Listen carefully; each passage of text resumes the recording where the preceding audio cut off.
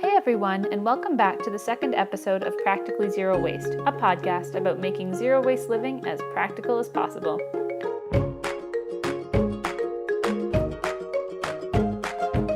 I have with me again my husband Will, who's on this zero waste adventure with me, and today we'll lay out a bit about where our frugal lifestyle comes from and how to get down to it if you're just starting out.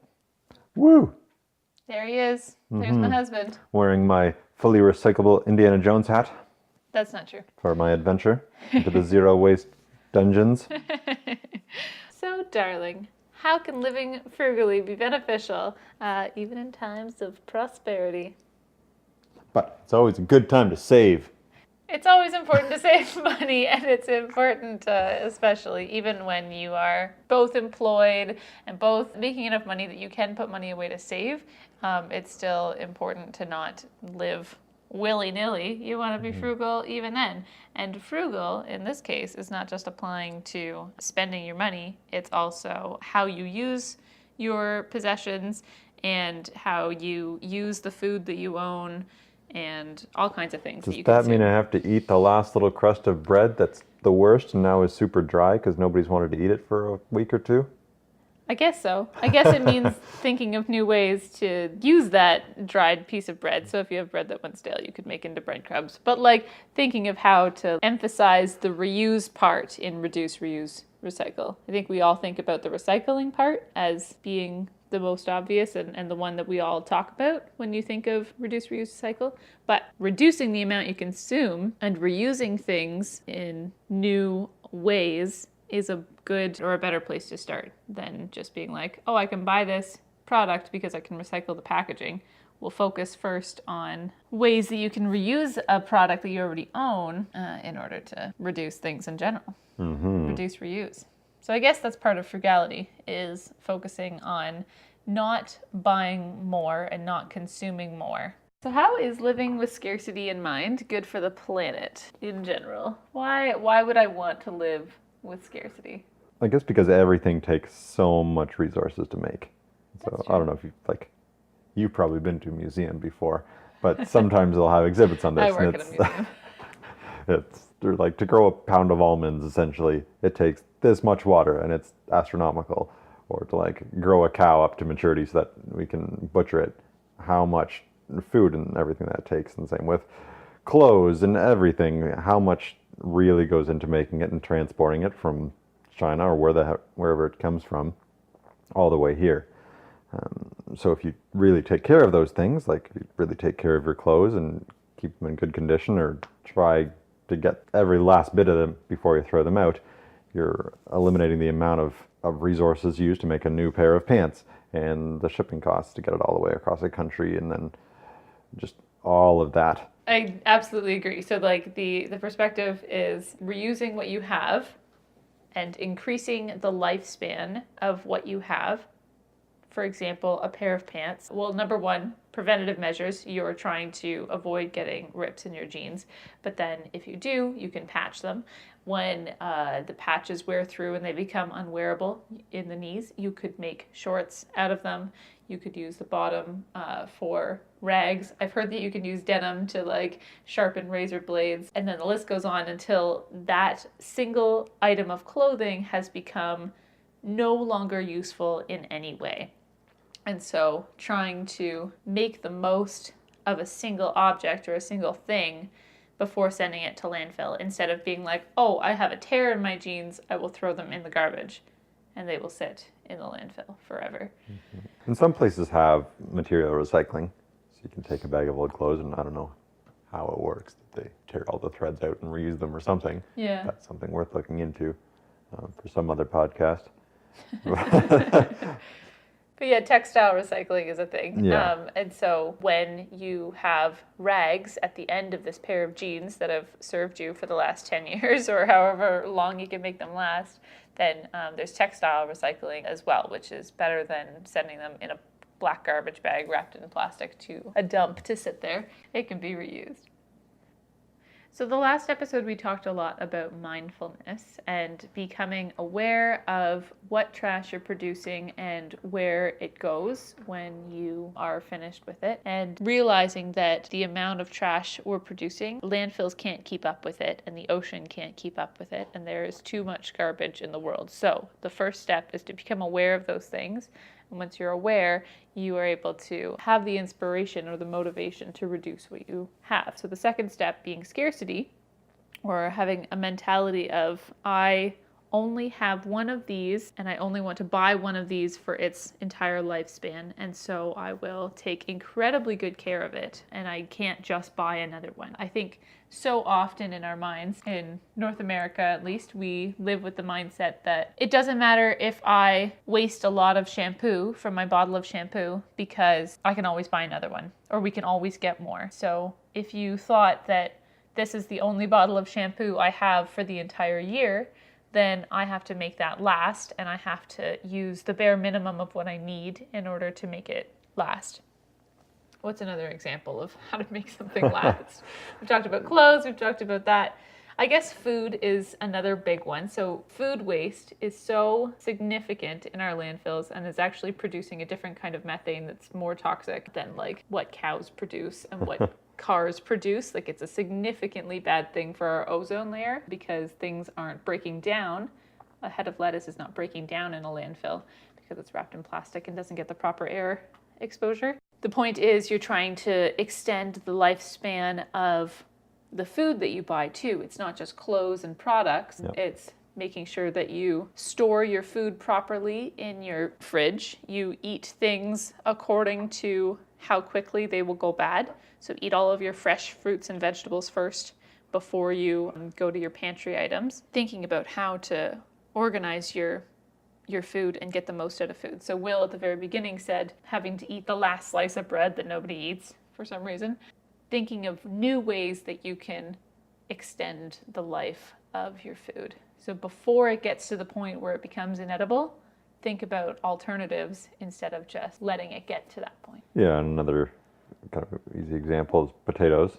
You never have to peel them. The peel is fine, but for a lot of things we peel them off anyways. But that's then creating food waste.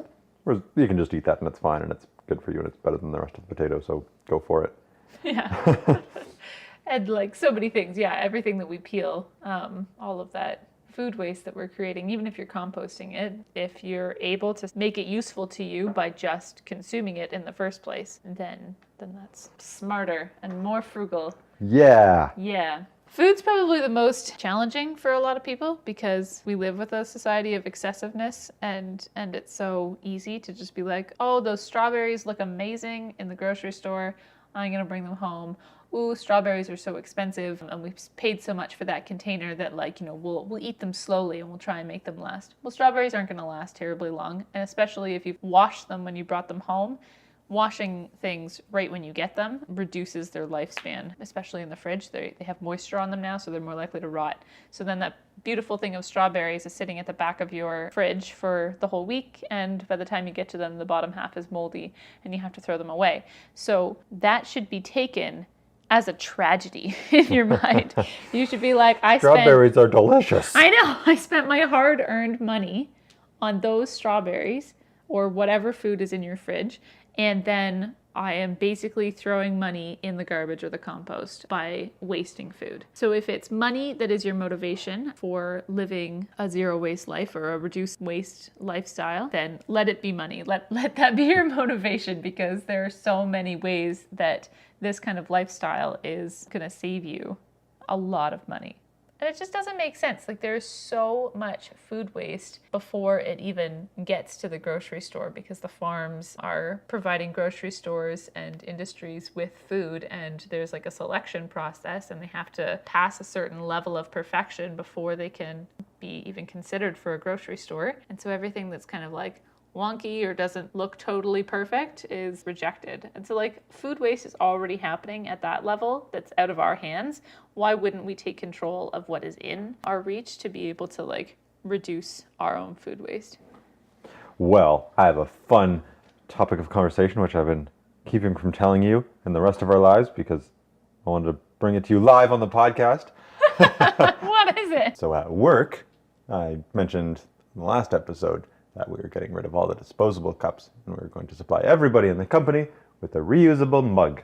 And so those just came in this week. So everybody's got a fancy new mug and the company won't be buying any more disposable cups.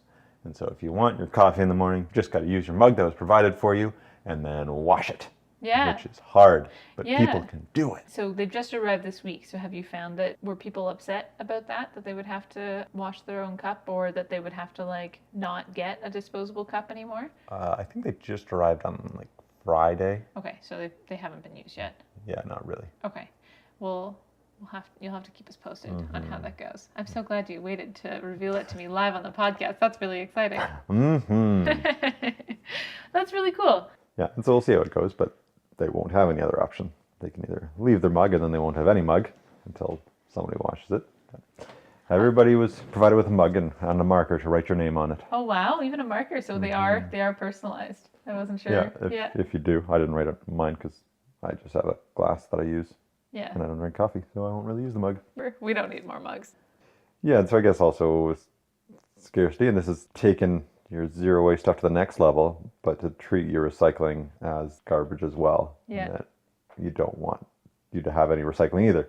So if you see in your recycling that even though yes, you can recycle plastic or tin or whatever, it uses more resources to make it in the first place and then to recycle it again, versus if you're buying a bunch of canned beans, you're like, oh, can I just buy fresh beans? Because then you're not also causing all the manufacturing of the tin can in the first place that holds it all. One of the first zero waste things they usually recommend is taking like a trash audit. And so you look through your garbage and you see what products you have that you're throwing away and what things that you do that produce garbage.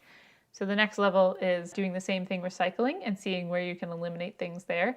And usually the answer is trying to think of those products as an opportunity to kind of make it yourself. One of the things that is often in our recycling is a cereal box. We've tried switching to granola several times instead. So cereal is something that we have every day for breakfast. And so for a while we were able to make our own granola in order to do it. There's also a company. But then I got tired of it. I got tired of granola. That's fair. I only eat the same thing every morning for breakfast for so long. Yeah. But we don't buy yogurt because it comes in a plastic tub. And it's expensive. And it's expensive, yeah. And so I've tried making my own yogurt, but like that's a lot of effort.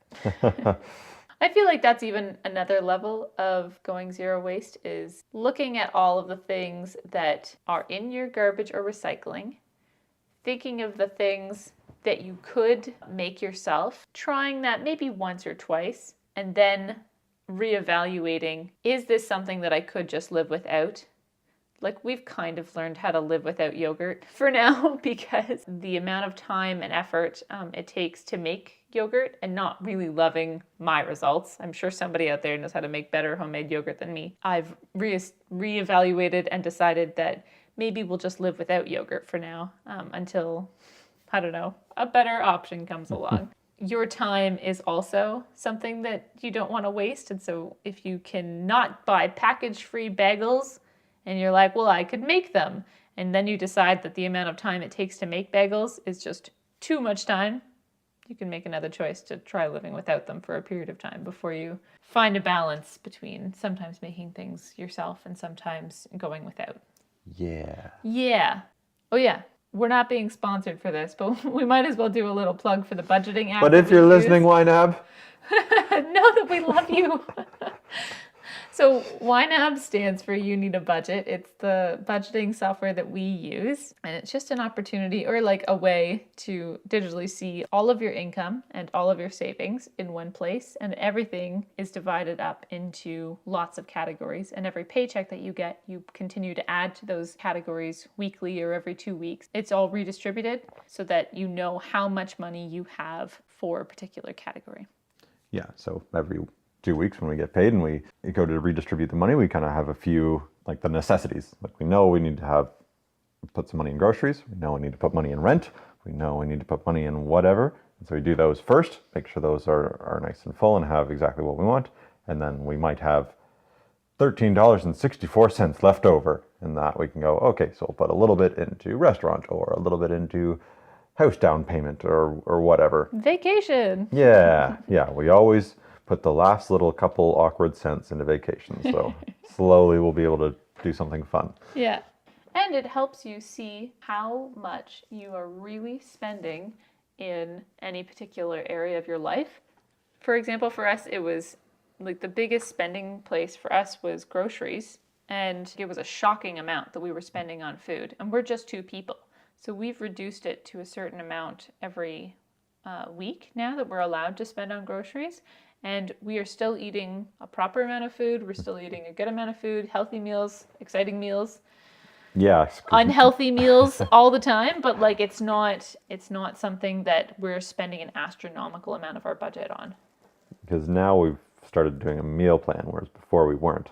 And so we might come home and see, oh, there's not something that we can immediately eat. We need to actually make a big meal, but we haven't planned for it. Or we could go to the grocery store and get some... all the random ingredients. Yeah, all the random ingredients to make something quicker. And then some other food that's been in our freezer has been left there, and then in a couple of weeks it's gone bad because we haven't used it because we've just gone out.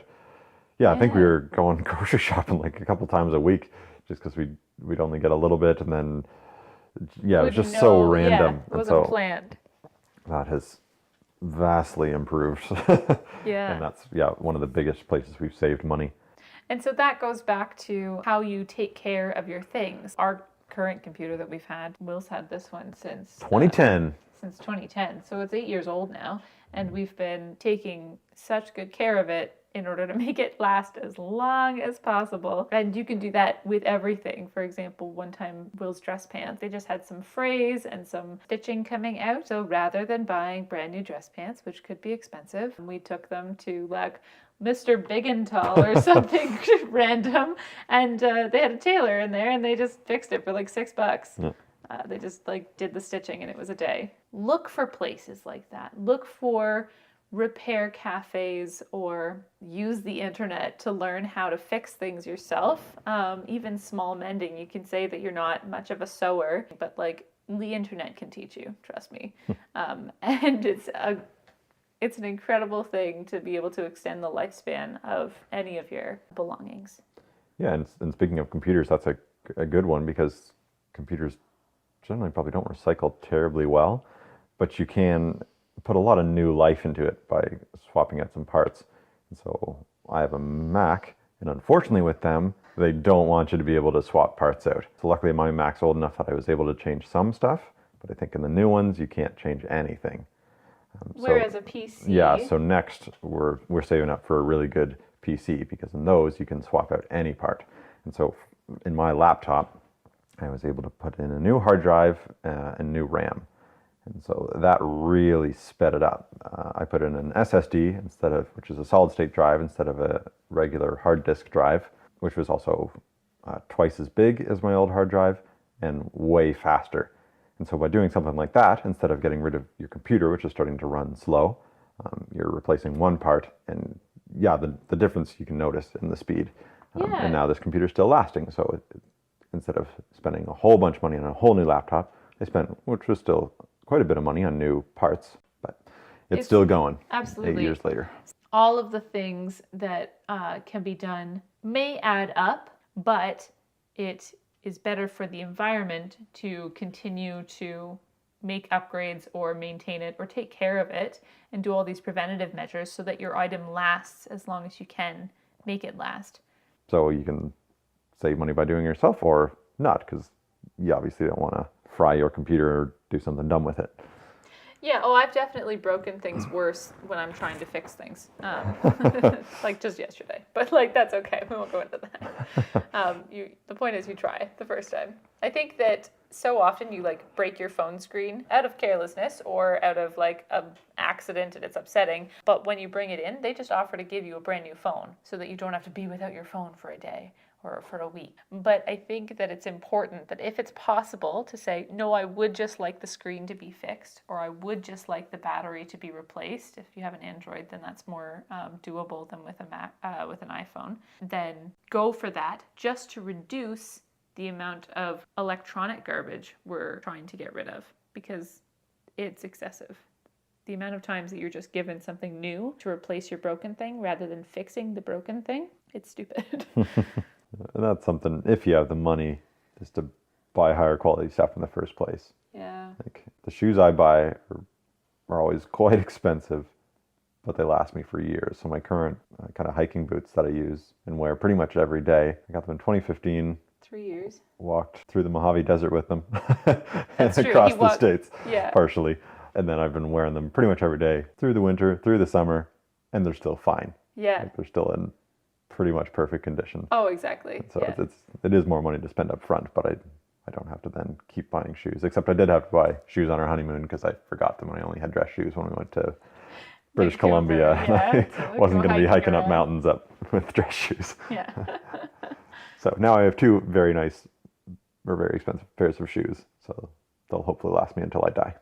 Hopefully, yeah. And like shoes, you're not going to change your shoe size at this point when you're an adult. So that's a good thing to think about investing in. Other things that we've found, or I've found in personal hygiene, have that you buy once and it's more expensive up front, but it has saved us so much money in the long run. Number one is a menstrual cup, and number two is a safety razor. So Will shaves his face with an electric razor, and I use a safety razor. And buying one of those... By a safety razor, you mean a metal razor. I think some Oh, like the plastic sure. ones are still called a safety razor. Okay. But you have a fully metal Stainless steel yeah. razor that Razor, has, so it's double-headed. It has changeable blades that either you sharpen or recycle.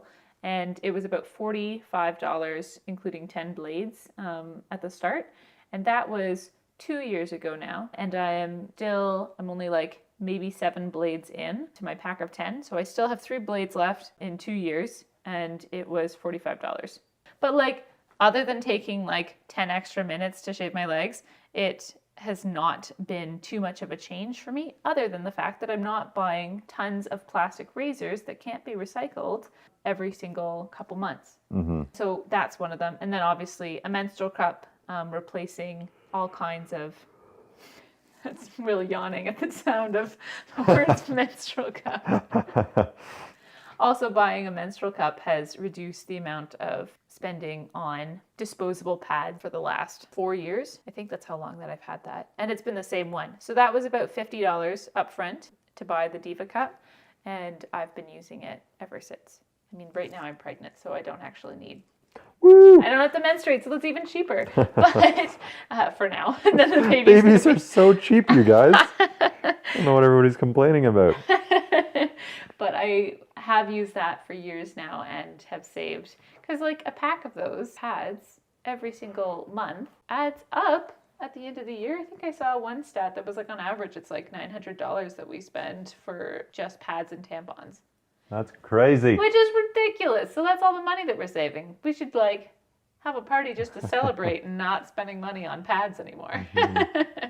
So like there's so many things that takes a bigger investment up front, but is so worth it because it's higher quality and it lasts longer. And if you take care of it properly, then it should last, like the safety razor should last me a lifetime. I think mindful consuming is very important. And so knowing that the thing that I'm buying may be more expensive right now, but it will last me longer. Or the thing I'm buying is cheaper because I'm buying it in bulk and I'm not paying for the cost of packaging. There's all kinds of things that go into mindful living. So this list is extensive today, and all of the things that we've talked about, there's so much that goes into penny pinching and living mindfully and just making those changes that are going to be good for the planet, even if they seem out of the ordinary for you at this point. It's a big list, but we've been doing this for for 1 year now. Yeah. We've been married for a year, and we still produce a bag of garbage. Maybe once a month we like put out a bag of trash. Yeah, we're actually... Because they only do garbage collection every 2 weeks around us, and we put out one grocery bag size bag of trash maybe every month. But it's taken us quite a while to get to this point. So make sure that you're not... I'm going to do all the things right off the beginning, because then you'll burn out and you'll give up and you'll hate the zero waste movement. That's not what we're going for. So just think of mindfulness and become aware of what you're consuming, in what amount, and are there things that you can live without. And then, of course, welcome frugality as an opportunity to learn how to save even more money and save the planet. They're good ways of tracking things too. Like I don't have all of these things written down, like how much we produce and how much we have reduced over the years, but I have thought of keeping a journal or some method of tracking what we reduce, and then that way you'll be able to celebrate your changes. If you missed the first episode on mindfulness, we encourage you to go back and check it out. You can find me on Instagram at Elizabeth Callahan, and good luck with your adventure of going zero waste.